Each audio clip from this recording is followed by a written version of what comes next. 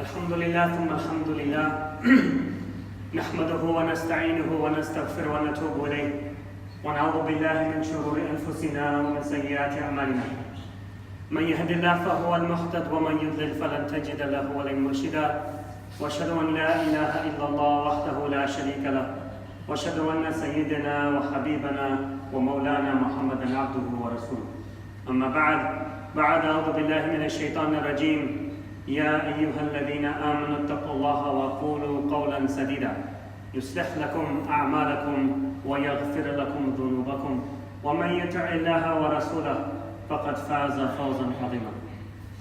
All praise is due to Allah, and after that all praise is due to Allah. We thank Him, we seek help from Him, we ask guidance in Him, and we seek forgiveness in Him from our own evils and from our own bad deeds. Anyone who has been guided by Allah, they will be guided. And anyone who has been misguided by Allah, He will never find a guardian to guide them. I bear witness. I bear witness that there is no deity worthy of worship except for Allah, the only one without partner. And I bear witness that Muhammad sallallahu alaihi wasallam is His servant and His messenger. To proceed forward. You know, you've known me to be a person who talks about whatever is going on in my life. And there's been one particular issue that's been bothering me for the past 3 or 4 weeks, and so I thought I would take the opportunity to be able to talk about it in this khutbah, if you allow me. You know, when I was growing up, there was a television show that I really, really loved. And it wasn't just me, there was a lot of people in America that really loved the show. And, you know, most people remember watching this comedy show, and it was about a physician and his family, and it was about living life in America. And the reason why this show was so impactful for a lot of people was because it showed an upper middle class family living in America that was actually African American. And so the Cosby Show was about giving a new light to black people in America. And so eventually the show went off air, and Bill Cosby, you know, became a success. He went around the country talking about African Americans and how they should lift themselves up and how he was able to do it, and they should do the same thing. And then the rumor started about Bill Cosby, right, committing sexual assault on women. And it took another comedian about 20 or 30 years later to be able to, when he was doing a stand-up comedy act, to be able to call out Bill Cosby, and that particular clip happened to go viral, because this is the age of social media. So that particular clip went viral, and before you know it, there was an article in 2015 where the New Yorker ran an article where 35 women actually came forward and accused Bill of sexual assault. And eventually, 60 women would come forward. And about, you know, not a few months ago, Bill Cosby was convicted to spend the rest of his life in jail. How the mighty shall fall. And since then, 91 famous people have been accused by women of sexual assault. You know, culminating very recently into the now Supreme Court judge in this nomination hearing, Brett Kavanaugh, and his confirmation hearing. And although I have specifically spoken about here, particularly about men in America, this is not a particular issue that's confined to that. It's happening in our own communities, and it's happening within our own ummah. And just because it's not on the news, or it's not, you don't hear about it, doesn't mean it doesn't exist, because it is a worldwide problem. And you probably have heard the stories about famous imams from America, from around the world, that have been dealing with this same issue as well. And so what do we, that was my question to myself, what do I, as a man, as a father, as a brother, what do I do about it? Right? How do I handle the situation? What do I think about when coming up with these issues that are plaguing us? And I've heard many different responses from other people, some of them, you know, not appropriate, other people, you know, there have been a wide range of responses, and that's what led me to this talk that I'm about to do. And I know it's a very controversial subject, but you've never known me to be shy from controversy. I'm just giving my own opinion. I'm not, you know, giving you what you should believe in, but it is something that you should think about. And it's interesting to note that, when I was writing this khutbah, and that I wanted to reference, I didn't know exactly where I would start and where I would end up. But one of the things that happened was that I came across the story of Yusuf in the Quran. And the story of Yusuf, for me, became a very, very good reference point for us to use when talking about the situation. Now, I know what you're thinking, right? Well, Yusuf was a man, and how could that possibly be relating to women and those type of things? But there was an advancement that was made on Yusuf as well. We know the entire story. There was an advancement on Yusuf, and the statistics have shown that roughly about 20% of all men actually are the victims of sexual assault. And I would argue that that number is a little bit understated, and just because of other social things that happen when you do this. And so I wanted to, this khutbah is actually based on Surah Yusuf. So you'll hear me talking about the story of Yusuf very, very often. And I'm not going to relate to you the entire story. MashaAllah, Allah subhanahu wa ta'ala gives us an entire chapter where the entire story of Surah Yusuf is actually revealed. One of the only places where the one prophet's entire story is revealed at one point, and then it's never really talked about after that point as well. So what I'm going to do is I'm just going to give you 4 responses that I've heard when we're talking amongst friends or family or just in general in public. I've heard 4 kind of lumped down into 4 different responses that I've heard, and sometimes these thoughts have come to my mind as well. And I was thinking, how do I address these thoughts that I've had? And so this is what it is. So number 1 is, why is she going public? She should hide. She should hide it and not call out the sin that whatever has been done. Right? Why is she going to public? Why is she talking about this when it should be something that in Islam we're encouraged to be able to hide the faults of others? In fact, Allah subhanahu wa ta'ala loves those who cover other people's faults. Right? Allah subhanahu wa ta'ala, Abu Hurairah relates in the story reported by the Prophet ﷺ, where he said, Allah will cover up on the day of resurrection the faults of the one who covers up the faults of others in this world. And then Allah subhanahu wa ta'ala mentioned in Surah An-Nisa, in the first part of the ayah, he says, Allah does not like the public mention of evil. And so you look at this ayah in the Quran, or partial ayah in the Quran, and you look at hadith and then you ask yourself again, why would she expose something like this? She should really cover it up. But with that, I want to mention something, right? That Allah subhanahu wa ta'ala goes on in that verse. And this is the key point that I want to mention here. The key point that I want to mention is Allah subhanahu wa ta'ala goes on. So he starts off the verse with, Allah does not like the public mention of evil. And then he says, except by one who has been wronged. And ever is Allah all-hearing and all-knowing. Except for the one who's been wronged. And you can clearly argue, you can't argue that the person who's a victim has not been wronged public. And so it's perfectly acceptable for that person to go out in public. And so this hadith in the first part are talking about the sins that are committed, not the minor sins. We're talking about when you cover up somebody's fault, it's about not inflicting harm on another person. It's the minor sins that we have. Those are the faults you're supposed to be covering. That's if you use this ayah for sexual law, you can say that if somebody commits murder, that I should cover it up.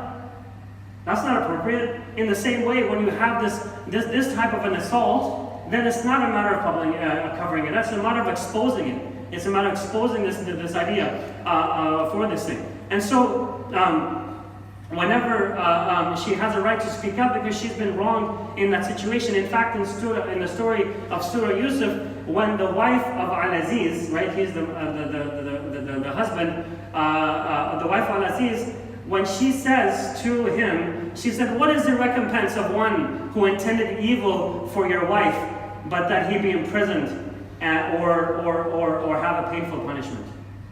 Right, so she's accusing now, the husband walks in, right? The husband walks in, he sees now the Yusuf and the Aziz's wife, they're standing there, it's a very awkward situation, and so she does the natural thing. She says, well, what's going to happen to him if she's the one who did something to me? Now here, Yusuf could have just kept quiet, but he didn't. His response to the woman was, right? He said, it was she who seduced me. She was the one who did it to me. That's his response to Aziz. And later on, as you read the story, you realize that even though Yusuf alayhi salam, he covered up this thing that happened because Aziz asked him to do it, Although he covered it up at the time for other reasons that I'll get into, eventually he was able to expose it. He did actually come out with it and say exactly what had happened. And so that's something to always keep in mind. So that's number one, is that when we have these things happen, do not tell your daughter, your wife, or your friend, or whatever it is to cover up this thing, because they're not appropriate, right? Number two, this is another thing that I've heard. Maybe it only happened once.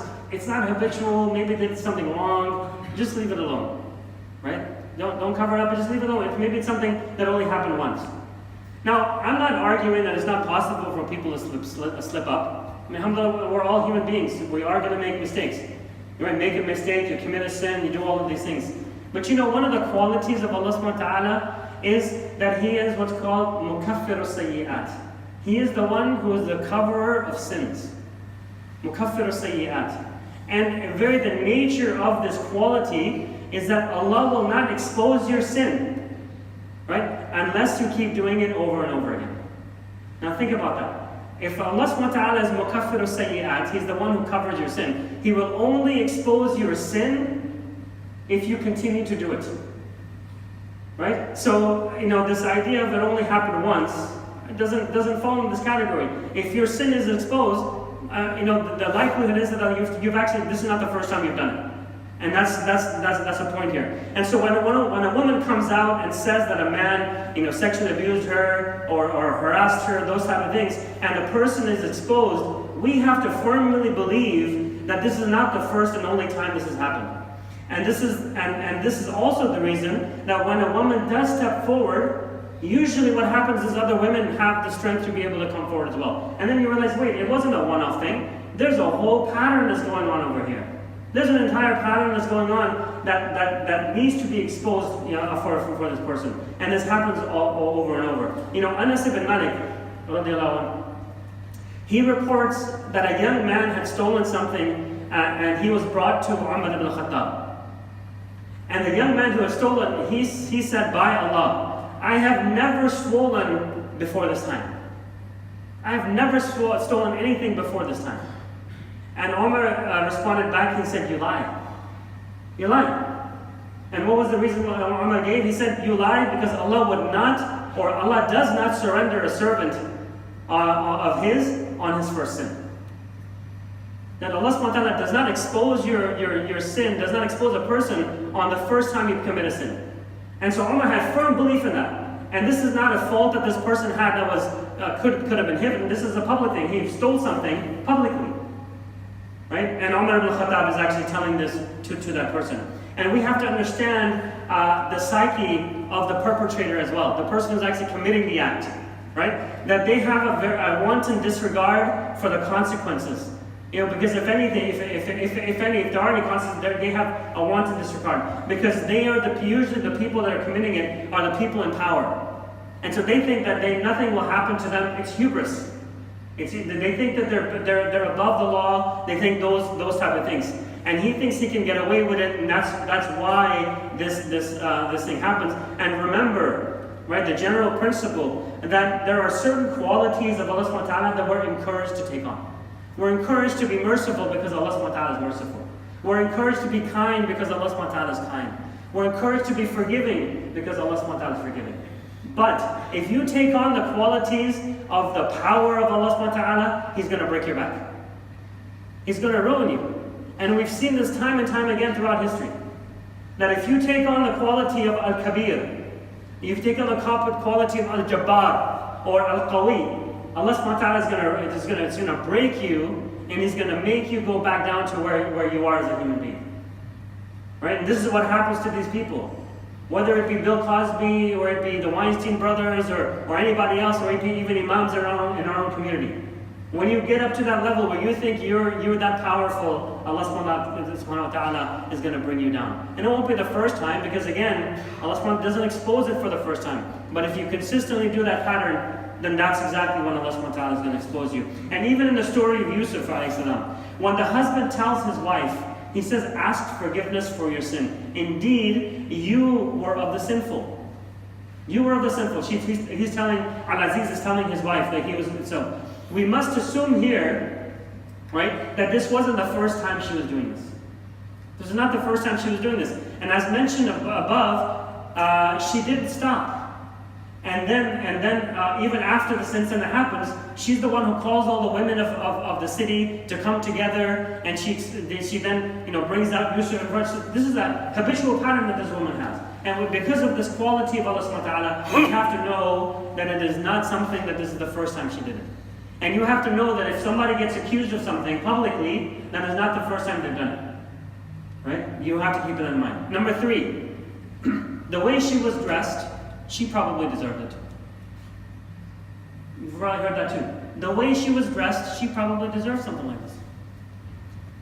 That's a sickening thing to think about. But Allah subhanahu wa ta'ala mentions in the Quran, in Surah Nur, in verse 30, He says, "Tell the believing men to lower their gaze and guard their private parts. That is purer for them. Indeed, Allah is acquainted with what they do." Allah is well acquainted with what they do. Now in this verse, Allah subhanahu wa ta'ala is putting the responsibility on you, not on anybody else. Allah subhanahu wa ta'ala is giving us as men the responsibility for what we do. And the women, if they want to dress differently, if they want to go out and show out their ornaments, whatever, that's their sin. We don't have to worry about that part of that. We have to worry about our own selves. Interestingly, one time, I think it was Imam Shafi'i, somebody came to him and he said, "Who is the worst of people?" He says, "Somebody who loses their dunya for the akhirah." You give up your akhirah for the dunya, meaning you basically are in this world. And then somebody asked him, "What's worse than that?" And he says, "Somebody who loses his akhirah for another person's dunya." Because then you're not neither here nor there. You've lost your akhirah and you didn't have your dunya. And so this person that you think that because somebody else did something, you have to react to it, or it's your responsibility, then you've lost your dunya because of somebody else's sin that you've done. And that doesn't make any sense either, because Allah subhanahu wa ta'ala in Surah Najm, He says, "No bearer of burdens shall bear the burden of another." That basically means you have your sins, I have mine. I'm not going to take responsibility for yours. You're not going to take responsibility for mine. If women want to go out there and dress the way they do, that's not your responsibility. Maybe if it's your daughter or something like that. But it's not your sin. So just because they committed a sin doesn't mean you have to jump upon that and be able to commit another sin just because of that as well. So rather than doing anything, right, what we're supposed to be doing is maybe seeking refuge in Allah and those type of things. If you feel an attraction towards a woman because of the way they're dressed and their advancements, just remember the story of Yusuf alayhi salam again, and the reaction to the wife that he had when Yusuf alayhi salam was approached. The first thing that he said was, "Ma'adallah." He says, "I seek refuge from Allah." That was his answer. "Indeed, he is my master who has made my residence, who has made good my residence. Indeed, wrongdoers will not succeed." And then Allah subhanahu wa ta'ala says, "And he would have inclined towards her, had he not seen the proof of his Lord, and thus it was that we should avert from him evil and immorality." Now this is a very, very strong lesson for us, because when we see something that's evil, the first thing that we should do is say, "A'udhu billah," or "Ma'adallah." I seek refuge in Allah, or refuge in Allah, in general, refuge in Allah. That's the first thing that we do. And then the second thing that we do, right, is we remember Allah subhanahu wa ta'ala, we remember His signs, because they're all around us. What Allah subhanahu wa ta'ala is telling here in the story of Yusuf is that Yusuf was reminded of the proof that Allah subhanahu wa ta'ala had given him. And because of that reminder, he wasn't able to act upon it.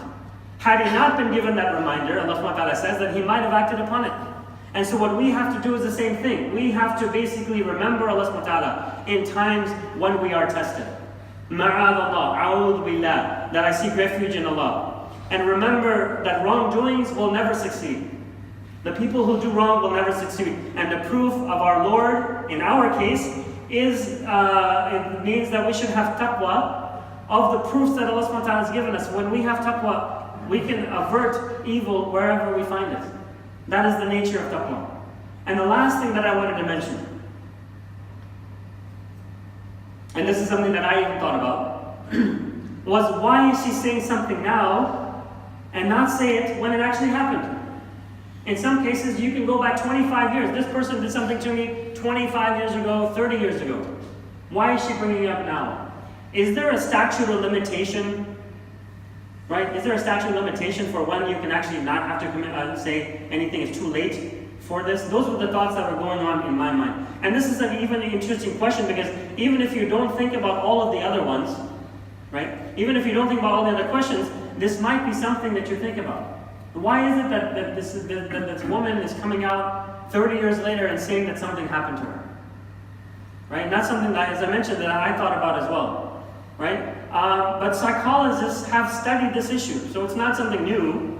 They've studied this issue and they've come up with many, many different reasons why someone would not come forward right away. And so it's a settled issue, okay? We don't have to keep bringing it up. Why should I have to bring it up? It's already been researched and discussed. There are many, many different reasons why. It could be shame, denial, minimization of what actually happened, fear of the consequences, and the list goes on. And sometimes the people, when you confess to the people, even let's say when it first happens, you confess to your father or your brother or somebody close to you that this happens, their natural reaction is to tell you, keep it quiet. That's what the Aziz did to Yusuf. As soon as he found out, what did he tell Yusuf? He said, keep it quiet. So that's one of the natural, so if you keep it quiet at a certain point in time, you're not going to be able to do that. Right? And so that's why people even 30 years later might come out with it. And this, as I mentioned, there's no different in the story of Yusuf. When the husband of the wife, the Al-Aziz, at the house, he says, Yusuf, a'rid an hada. Right? Ignore this thing that just happened. And maybe, now we have to contemplate because we don't know exactly what happened. Maybe Yusuf feared that if he went against the Al-Aziz, that he would be kicked out of the house.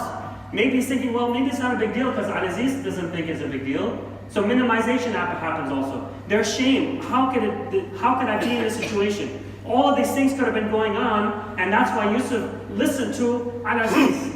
He listened to him exactly what he was saying. And then when it got worse, and the woman of the house, she said, if he, right, this is not later, after all the women had gathered in the city and they were looking at Yusuf, this is what the woman of the house says. She says, if he will not do what I order him, he will surely be imprisoned and will be of those that are debased. He's either going to be imprisoned or he's going to be of those that are now cut off, meaning that they're become lowly people. And this is the threat that the woman is making to her. Remember I told you it was a habitual habit? This is what the woman was doing. And maybe, he felt ashamed and felt that there was no way out for him. There was no way out for him, but what did he say? Yusuf alayhi salam, he made a dua to Allah subhanahu wa ta'ala. When she said, prison is probably going to be something that you're going to do, he says, you know what, my Lord, prison is more to my liking than that to which she invites me. Prison is more to my liking than that which she invites me, and if you do not avert from me their plan, I might incline toward them and thus be of the ignorant. Right, so in the end, when Yusuf had no escape from it, he basically said, prison is better for me. Prison is better for me. That's what Yusuf's response was. And if you think about the women that actually come out, and they actually do that, they, with all of the pressure that's upon them, they literally become in isolation.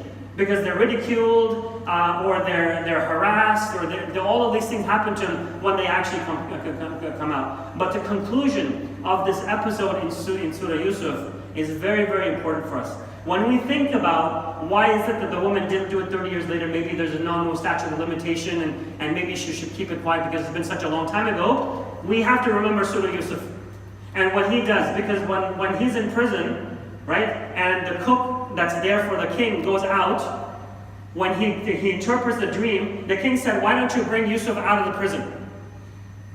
And now, Yusuf says, no, I'm not coming out. Wait a minute. Right? What is the case of the women who cut their hands? Indeed, my Lord is knowing of their plan. That means he exposed them. Finally, we don't know how long it's been, but it's been a long time, that Yusuf was put in jail, right? He had those two people that he interpreted dreams for. One of the guys went out, one of them was killed. He becomes a cook in the kingdom. Then the king has a dream. Nobody can interpret the dream. Then he says, I know who can interpret it. He goes back to prison. He remembers that Yusuf was able to do it. He goes back to the king, tells him, this is the person that did it for me.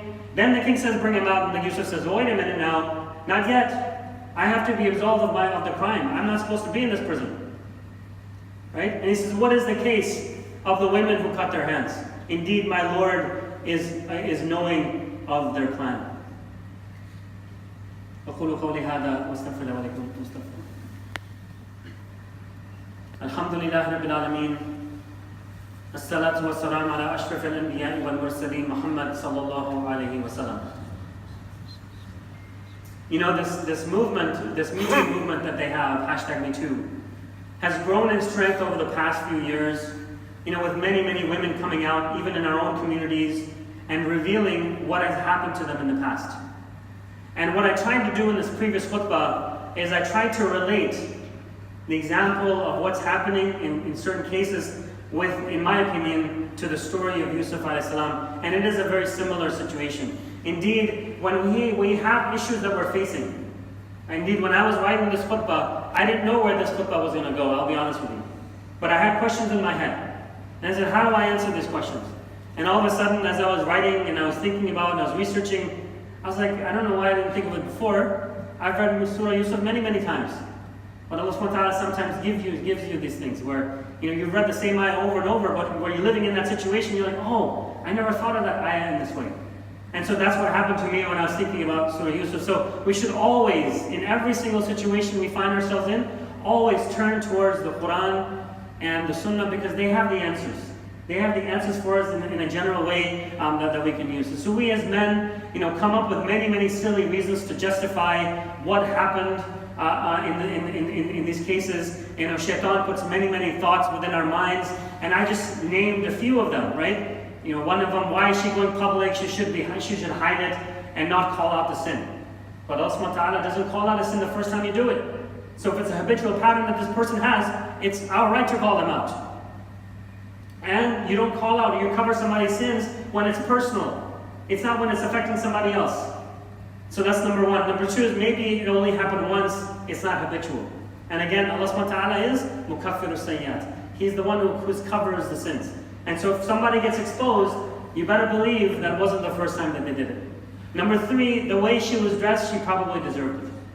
And then in this particular case, we have to know, look, brother, we have enough worries on ourselves to worry about what somebody else is doing. And so don't worry about anybody else, just care about you and your relationship with Allah subhanahu wa ta'ala. What have you done today to be able to get closer to Jannah and to the pleasure of Allah subhanahu wa ta'ala? That's all we have time for, if you really think about it. And the last one is, why is she saying something now and she didn't say something when it originally happened, maybe 5, 10, 15, 20, 30 years ago? And again, I use the story of Yusuf to be able to tell you that even Yusuf alayhi salam eventually made public something that he hid in the very beginning. So eventually he made public. And this is a very, very big example for us. And so, as a father, a brother, and a husband, if we come across this situation with our mothers, our sisters, and our wives, what is our reaction going to be? Right? Is our reaction going to be like of those, like of Aziz, when he tells them to cover it up? Right? We need to be caring, we need to be understanding, and we need to be able to bring up our daughters to be stronger. And if something happens, we're not basically blaming the daughter, we're not blaming the wife. We need to get to the bottom of exactly what's happening. And we need to be there to be able to bring up our children to be strong and support them in their time of need. Support them in their time of need. Now, I've said this, and I want to now kind of flip it over in the last part of my khutbah. And that is to say that everything has an extreme. And in the extremes, everything is wrong. And so what's happened is because, and it could be taken too far. And so what's happened is now, especially within our community, in the Muslim community or the Muslim Ummah, what's happened now is that there are organizations that are coming out and just based on allegations are doing their own research, documenting the facts, and then publicly releasing documentation about what so-and-so has done. Right? Now, this vigilantism has no place in Islam. Okay, we're not a people of vigilantism. So we don't take it upon ourselves to expose other people. If you had something wrong, you say it, but then you let the law, you let the judge, you let the civil society, the civic society handle that situation in the appropriate way that's supposed to be there. You're not supposed to take it upon yourself to be able to expose everybody or those type of things. And so I wanted to definitely mention this because I do think this is wrong, and in the most is you're slandering the person. If it actually comes out that's not true, then you've slandered the person altogether. Now these types of assaults, as I mentioned, are happening within our community, within our leadership, and it's gotten to the point where that something needs to be done. But it needs to be done not by organizations that pop out of nowhere and claim that they're going to be the ones to expose everybody's faults, but they have to be done in the proper channel, in the proper way, with the proper authorities, so that they can investigate what's happened, and after investigation, they can try the person or do whatever it is that the person needs to do. And as I mentioned, publicly exposing someone without proof is slander.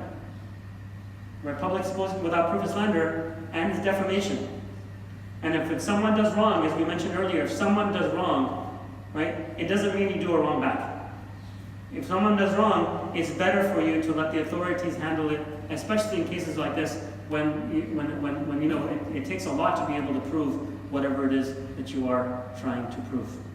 Now again, I'm going to close and I tell you that this is something. Now I'm not going to give a khutbah here for a little while now because I'm going to be traveling. So I wanted to leave you with this thought. But just think about it, right? This is something that I've been thinking about. It's kind of shared to you with my opinion, and I hope you've benefited from it as much as I did writing this khutbah. And that's all I ever do, is to be able to do that. ربنا آتنا في الدنيا حسنة وفي الآخرة حسنة وقنا عذاب النار. ربنا لا تؤاخذنا إن نسينا أو أخطأنا. ربنا ولا تحمل علينا إصرا كما حملته على الذين من قبلنا. ربنا ولا تحملنا ما لا طاقة لنا به. واعف عنا واغفر لنا وارحمنا أنت مولانا فانصرنا على القوم الكافرين. اللهم إنك عفو تحب العفو فاعف عنا. اللهم يا مقلب القلوب ثبت قلوبنا على دينك. اللهم آت نفوسنا تقواها وزكيها أنت خير من زكاها أنت وليها ومولاها.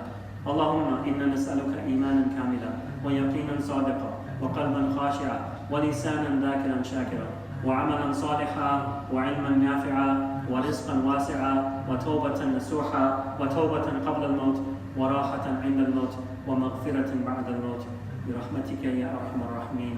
اللهم صل على محمد وعلى آل محمد كما صليت على إبراهيم وعلى آل إبراهيم في العالمين إنك حميد مجيد. اللهم بارك على محمد وعلى آل محمد كما باركت على إبراهيم وعلى آل إبراهيم في العالمين إنك حميد مجيد. وأقم الصلاة.